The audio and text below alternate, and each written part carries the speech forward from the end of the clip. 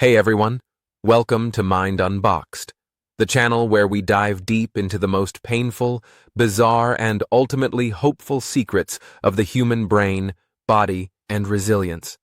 Stop for a second, right now, and imagine this nightmare. You wake up in searing agony. Your hand feels like it's on fire, crushed in a vice, fingers twisted unnaturally, nails digging into flesh that's burning and throbbing. You reach down to free it, but there's nothing there. The arm ends in a stump. The hand was amputated years ago, yet the pain is vivid, real, unbearable. You can feel every phantom finger clenching, cramping, twisting in ways that would break bones if they existed. No position helps. No medication touches it fully. It's pain without a source, generated entirely by your own brain. Sounds like pure torture, right? Like a glitch in reality that no one should endure? Hold that horror, because this isn't fiction. This is the daily reality for millions living with phantom limb pain. And by the end of this deep dive, you'll understand why the brain refuses to let go of missing limbs, and how a simple mirror can sometimes end decades of suffering. Phantom limb sensations were first systematically described during the American Civil War by neurologist Silas Weir Mitchell, who treated thousands of amputee soldiers. He coined the term phantom limb for the vivid feeling that the missing part was still there, often in painful, distorted positions. But phantom pain, chronic, debilitating agony, affects 60–80% of amputees. It can start immediately after surgery or years later. The missing limb feels itching, burning, stabbing, shooting, crushing. Some describe electric shocks or freezing cold. Others feel the phantom hand balled into a fist so tight the nails pierce the palm, forever frozen in the position it was in during injury. Most shocking? The brain generates these sensations with incredible detail. Patients can move phantom fingers, wiggle toes that aren't there, even feel rings or watches on the absent limb. Why does this happen? Let's unpack the brain's body map. Your brain doesn't experience your body directly.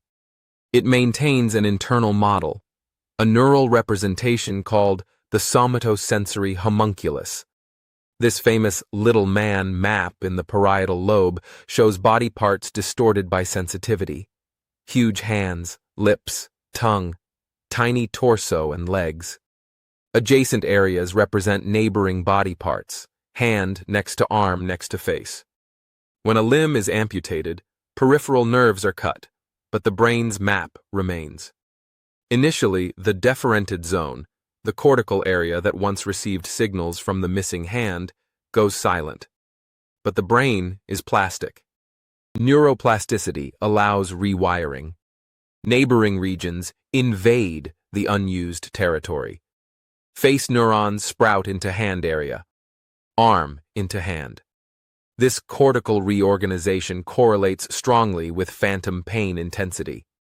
The breakthrough came in the 1990s from neuroscientist Vilayanur S. Ramachandran, often called the Marco Polo of neuroscience, for exploring uncharted brain territories. Ramachandran mapped phantom hands by touching patients' faces. When he stroked a patient's cheek, they felt it on their phantom thumb. Jaw touch triggered phantom pinky sensation.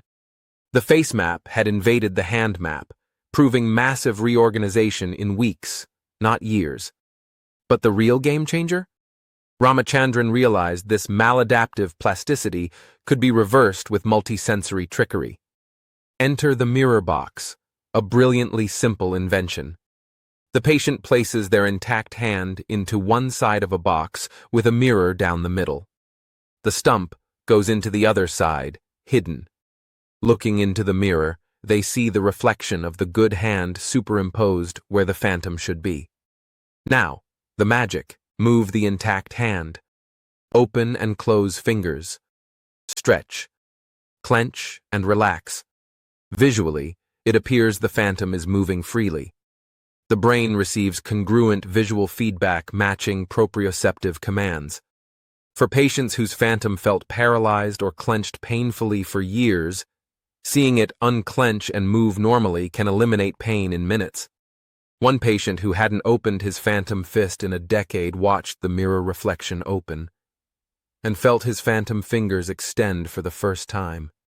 He cried tears of relief, then reported the pain vanished completely.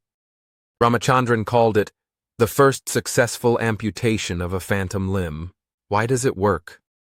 The brain resolves the conflict between motor commands, open hand, and lack of feedback, no movement, no relief, that maintained the pain loop. Visual proof of successful movement rewires the map. Mirror therapy is now standard treatment worldwide, cheap, non-invasive, effective for many.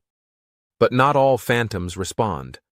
Some pain is deeper, involving spinal cord changes or learned pain memory. Modern advances build on the mirror principle. Graded motor imagery. First, imagine moving the limb. Then watch videos of moving hands. Finally, mirror work, progressively rebuilding the map. Virtual reality systems create fully immersive avatars with moving phantom limbs, allowing complex actions mirrors can't. Targeted nerve stimulation and prosthetic feedback. Wake up the hand area with real sensory input. Brain-computer interfaces and targeted muscle reinnervation let patients control robotic arms with thought, while feeling touch through remapped nerves. Some experimental treatments use neuromodulation to shrink invading maps directly. The deepest revelation? Phantom limb pain shows how profoundly the brain constructs bodily experience. Your feeling of having limbs isn't just nerve signals from flesh. It's an active model maintained by multisensory correlation and prediction. Remove the limb, and the model lingers, sometimes turning hostile. But trick the model cleverly, and pain that plagued someone for decades can vanish in moments. It connects directly to illusions like the rubber hand, showing body ownership and sensation are malleable predictions. Phantom pain isn't weakness or imagination. It's the brain clinging desperately to its outdated map of you. Yet that same plasticity offers hope, proof that even entrenched neural patterns can be rewritten. So next time you flex your fingers, scratch an itch, or simply rest your hand on a table, pause and appreciate it. That effortless feeling of embodiment is a neural masterpiece your brain sustains every second.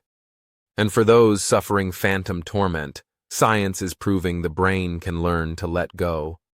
Mind officially expanded, view of pain and body forever changed, hope for healing renewed.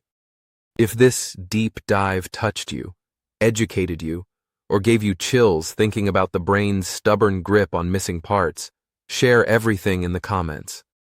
Do you know someone with phantom pain? What treatments helped? Or what's the strangest sensation you've ever felt? If you want more long-form journeys into neuroscience mysteries that challenge reality itself, smash that like button, subscribe to Mind Unboxed, hit the bell for notifications, and share this with anyone who needs to understand this hidden suffering. Thanks for watching all the way through.